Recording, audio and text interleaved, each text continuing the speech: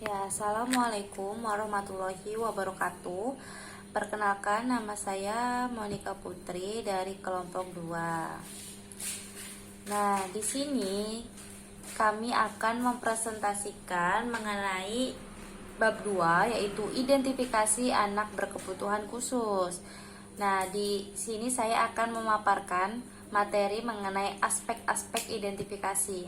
Nah, istilah identifikasi secara harfiah dapat diartikan menemukan atau menemukenali. Nah, istilah identifikasi ABK itu dimaksudkan sebagai usaha seseorang, baik orang tua, guru, maupun tenaga kependidikan dan lainnya, untuk mengetahui apakah seorang anak mengalami kelainan atau penyimpangan baik dari fisik, intelektual, sosial, emosional, dan atau sensorik motorik atau sensorik neurologis seperti itu.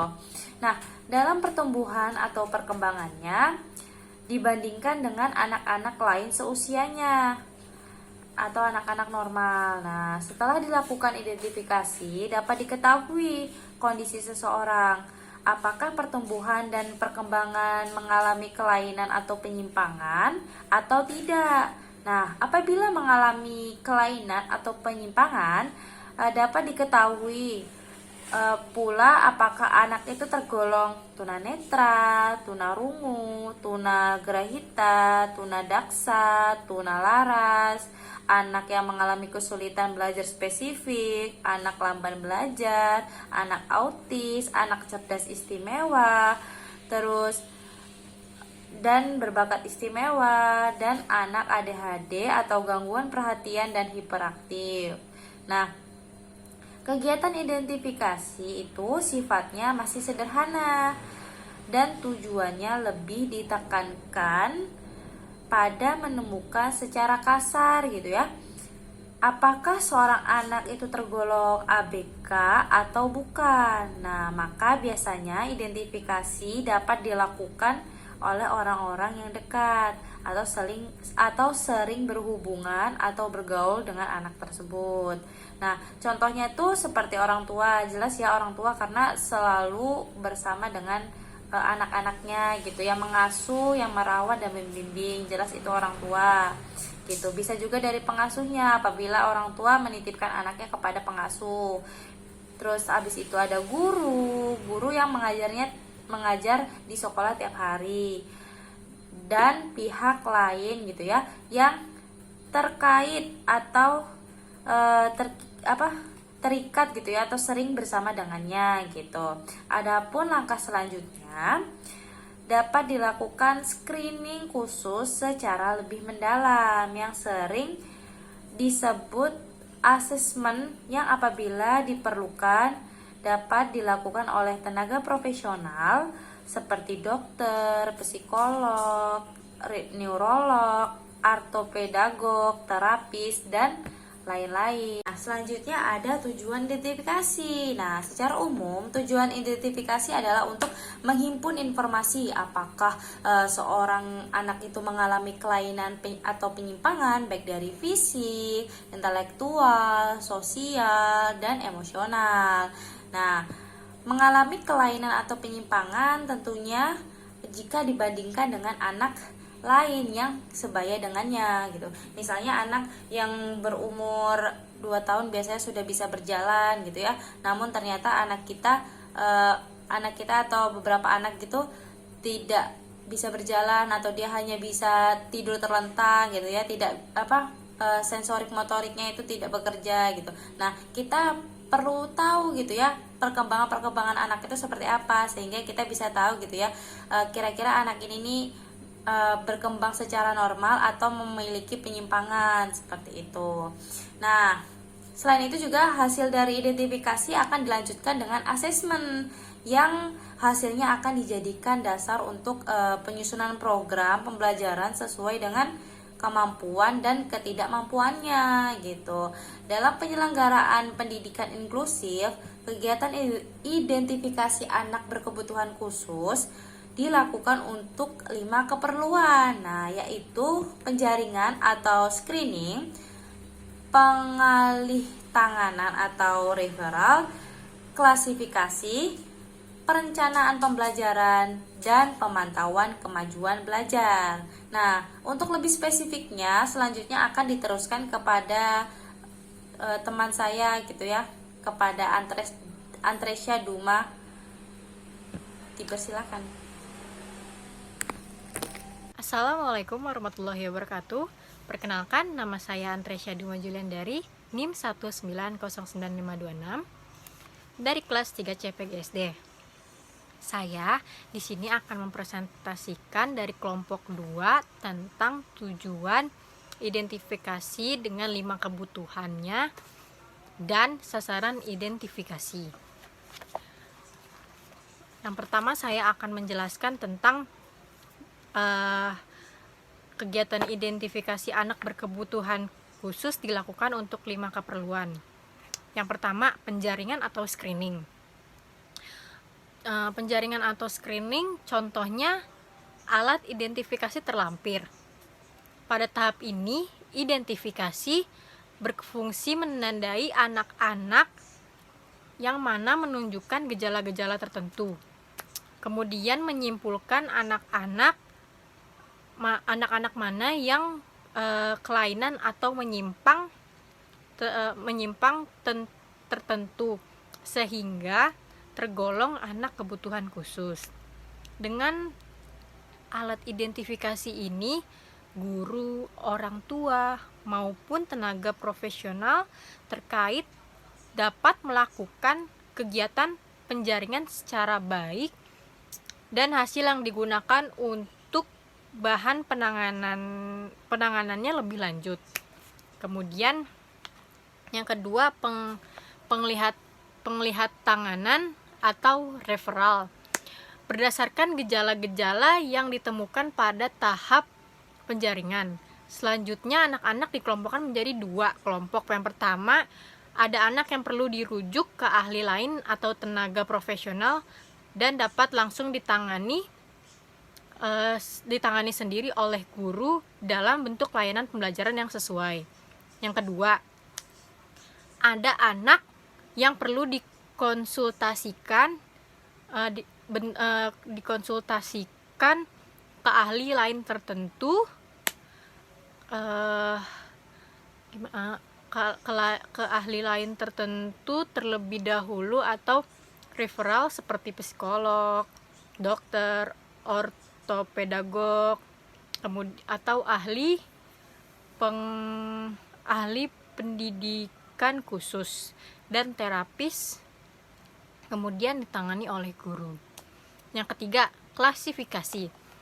Klasifikasi pada tahap ini, kegiatan identifikasi bertujuan untuk menentukan apakah anak yang telah dirujuk ke tenaga profesional benar-benar memerlukan penanganan lebih lanjut atau langsung dapat diberi pelayanan pendidikan khusus.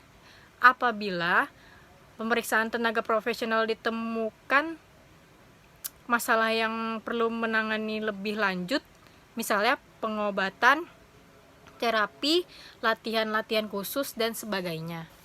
Kemudian, perencanaan pembelajaran. Perencanaan pembelajaran itu dasarnya adalah hasil dari klasifikasi setiap jenis atau gradasi tingkat kelainan anak. Berkebutuhan khusus memerlukan program pembelajaran yang berbeda satu sama lain. Kemudian pemantauan belajar. Pemantauan belajar itu bagaimana kita memantau si anak berkebutuhan khusus ini berhasil atau tidaknya. Kemudian sasaran identifikasi. Sasaran identifikasi secara umum adalah anak berkebutuhan khusus, seluruh anak usia prasekolah dan usia sekolah dasar. Adapun secara khusus atau operasional, sasaran identifikasi anak berkebutuhan khusus adalah anak yang sudah bersekolah di sekolah reguler, anak yang baru masuk di sekolah reguler, dan anak yang belum atau tidak bersekolah. Itu adalah sasaran identifikasi anak yang dalam istilah sehari-hari, identifikasi sering disebut dalam istilah penjaringan. Sedangkan asesmen disebut disebut dengan istilah penyaringan. Yang pertama, anak yang baru masuk sekolah di sekolah reguler. Guru dan tim khusus ditugasi dengan menggunakan panduan identifikasi sederhana. Contoh terlampir melakukan penjaringan terhadap seluruh peserta didik yang ada di sekolah tersebut untuk menemukan anak-anak yang memerlukan layanan pendidikan khusus. Kemudian anak yang baru masuk di sekolah reguler, yaitu melakukan penjaringan terhadap seluruh murid atau peserta didik baru untuk menentukan apakah di antara mereka terdapat anak berkebutuhan khusus yang memerlukan pelayanan pendidikan khusus atau diberikan tindakan pendidikan yang sesuai dengan kebutuhannya. Kemudian yang ketiga, anak yang belum atau tidak bersekolah dapat menggunakan panduan identifikasi sederhana dan atau bekerja sama dengan kepala desa atau kelurahan atau ketua RW dan RT setempat melakukan pendataan anak kebutuhan khusus usia sekolah di lingkungan setempat yang belum bersekolah. Terima kasih, kurang lebihnya mohon maaf. Wassalamualaikum warahmatullahi wabarakatuh. Baiklah, perkenalkan, nama saya Dewi Wahyuningsi, NIM 1900904 dari kelas 3C PGSD. Di sini saya akan menjelaskan mengenai petugas identifikasi dan pelaksana identifikasi. Petugas identifikasi sendiri ada 5. Yang pertama, guru kelas. Yang kedua, guru mata pelajaran. Yang ketiga, guru pendidikan khusus. Yang keempat, orang tua. Yang kelima, tenaga profesional yang sesuai. Nah, untuk pelaksanaan identifikasi ada beberapa langkah identifikasi anak berkebutuhan khusus. Untuk identifikasi anak usia sekolah yang belum bersekolah atau dropout, maka sekolah yang bersangkutan perlu melakukan pendataan di masyarakat. Contohnya kerjasama dengan kepala desa, lurah, RT, RW, dan posyandu.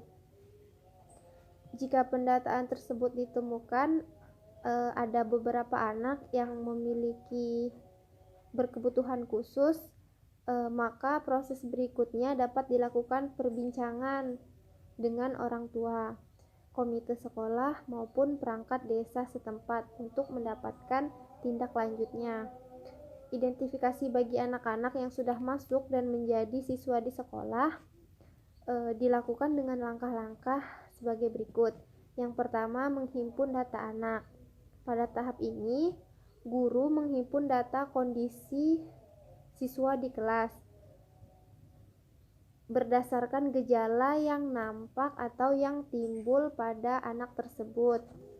Nah, alat identifikasi yang digunakan yaitu alat identifikasi anak berkebutuhan khusus atau AIABK. Yang kedua, menganalisis data dan mengklasifikasikan anak. Pada tahap ini tujuannya adalah untuk menemukan anak-anak yang tergolong anak berkebutuhan khusus. Pertama, buatlah daftar nama anak yang diindikasikan berkelainan sesuai dengan ciri-ciri. Jika ada anak yang memenuhi syarat untuk disebut atau berindikasi sebagai anak berkebutuhan khusus, maka sesuai dengan ketentuan tersebut, maka dimasukkan ke dalam daftar nama-nama anak yang berindikasi kelainan sesuai dengan format khusus yang disediakan. Adapun anak-anak yang tidak menunjukkan gejala atau tanda-tanda berkelainan tidak perlu dimasukkan ke dalam daftar khusus tersebut. Yang ketiga, menginformasikan hasil analisis dan klasifikasi. Pada tahap ini, hasil analisis dan klasifikasi yang telah dibuat guru dilaporkan kepada kepala sekolah, orang tua siswa, dan dewan komite sekolah. untuk mendapatkan saran-saran pemecahan atau solusi dari masalah tersebut. Nah, yang keempat, menyelenggarakan pembahasan kasus. Pada tahap ini, kegiatan dikoordinasikan oleh kepala sekolah setelah data anak berkebutuhan khusus terhimpun dari seluruh kelas. Kepala sekolah dapat melibatkan kepala sekolah sendiri, dewan guru, orang tua atau siswa, terus tenaga profesional yang terkait jika tersedia dan memungkinkan, terus guru pembimbing atau guru BK. Materi pertemuan kasus adalah membicarakan temuan dari masing-masing guru mengenai hasil identifikasi untuk mendapatkan tanggapan dan cara-cara pencegahan serta penanggulangannya. Nah, yang kelima yaitu ada menyusun laporan hasil pembahasan kasus. Pada tahap ini, tanggapan dan cara-cara pemecahan masalah dan penanggulangannya perlu dirumuskan dalam laporan hasil pertemuan kasus. Format hasil pertemuan kasus dapat menggunakan contoh-contoh yang telah disediakan. Terima kasih. Assalamualaikum warahmatullahi wabarakatuh. Saya Vena Elvana, NIM 1908375 akan membahas tentang tindak lanjut kegiatan identifikasi. Tindak lanjut kegiatan identifikasi. Adapun tindak lanjut kegiatan identifikasi ini, dari kegiatan identifikasi ini anak berkelainan untuk dapat memberikan pelayanan pendidikan yang sesuai. Maka diperlukan asesmen selanjutnya, melakukan pembelajaran dan mengevaluasinya. Pembahasannya yang mencakup tindakan lanjut kegiatan identifikasi ini meliputi yang pertama ada pelaksanaan asesmen, asesmen itu merupakan kegiatan penyaringan terhadap anak-anak yang telah teridentifikasi sebagai anak berkebutuhan khusus. Nah, kegiatan asesmen ini dapat dilakukan oleh guru dan orang tua. Nah, kalau orang tua itu untuk beberapa hal dan tenaga profesional lainnya yang tersedia sesuai kompetensinya. Kegiatan asesmen ini meliputi dalam 3 bidang, yaitu yang pertama ada asesmen akademik. Nah, asesmen akademik ini menekankan pada upaya mengukur pencapaian prestasi belajar siswa. Pada asesmen akademik ini, aspek yang diakses adalah bidang-bidang kemampuan dan keterampilan akademik. Nah, asesmen akademik sekurang-kurangnya itu meliputi 3 aspek, yaitu yang pertama ada kemampuan membaca, yang kedua ada kemampuan menulis, yang ketiga ada kemampuan berhitung atau bermatematika. Yang kedua, asesmen sensoris dan motorik. Asesmen sensoris untuk mengetahui gangguan penglihatan, pendengaran. Nah, adapun asesmen motorik itu untuk mengetahui gangguan motorik kasar, motorik halus, keseimbangan, dan lokomotor yang dapat mengganggu pembelajaran bidang-bidang lainnya. Sedikit menjelaskan tentang gangguan motorik, tentang motorik kasar, yaitu gerakan tubuh yang menggunakan otot-otot besar yang dipengaruhi oleh usia, berat badan, dan perkembangan anak secara fisik. Pada anak-anak, gangguan perkembangan motorik kasar ini bisa dilihat oleh gerakan yang tidak terkontrol atau tidak seimbang. Contohnya, gerakan tidak seimbang antara anggota tubuh bagian kanan dan kiri, gangguan refleks tubuh, serta gangguan tonus otot. Yang kedua, motorik halus. Nah, kalau motorik halus itu ia berkaitan dengan kemampuan fisik yang melibatkan otot-otot kecil serta koordinasi mata dengan tangan. Pada anak-anak, gangguan motorik halus bisa dilihat ketika anak masih sering menggenggam saat usianya lebih dari 4 bulan dan lebih dominan menggunakan satu tangan hingga si anak berusia 1 tahun. Setelah melewati usia 14 bulan, ia juga masih melakukan eksplorasi oral, seperti memasukkan mainan atau benda ke mulut. Asesmen psikologis, emosi, dan sosial. Ini pembahasan yang selanjutnya. Asesmen psikologis dapat digunakan untuk mengetahui potensi intelektual dan kepribadian anak. Dapat diperluas dengan tingkat emosi dan sosial anak. Adapun bagian-bagian tertentu yang dalam pelaksanaan asesmen ini membutuhkan tenaga profesional yang sesuai dengan kewenangannya.